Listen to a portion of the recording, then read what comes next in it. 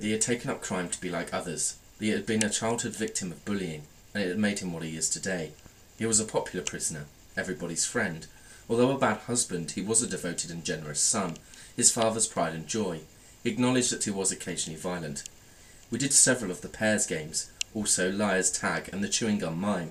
Steve's contributions to the mime games tended to be an imitation or variation of my own, or else very literal. We moved on to some action theatre. One person improvises with his voice, while the other translates the sounds into movement. Steve began as sounder, chanting melodically. I moved smoothly and slowly in response. When it was my turn to vocalise, my sounds were varied, and at times aggressive and harsh. In spite of this, Steve's movements were very similar to those that I had done. Thinking of these imitative patterns, I am reminded of the words of Steve's questionnaire, in which he said that he took up crime to be like others.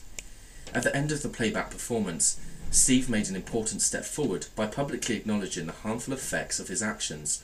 Unfortunately, the attendant prison officers standing at the back didn't hear the apology.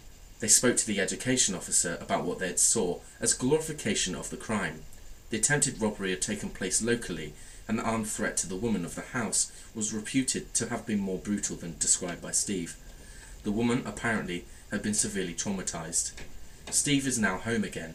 I know this because on the same day I wrote my paragraph about our one-to-one session, I walked into a roadside restaurant, and there he was, as large as life.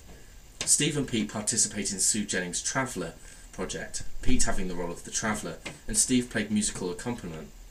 I had formed a group working relationship with the men based upon mutual trust and respect. I kept my word over minor requests like bringing in information about university courses. I was always there and on time, and participated in many of these activities. A certain essential distance was nevertheless maintained. We were there, of course, to work.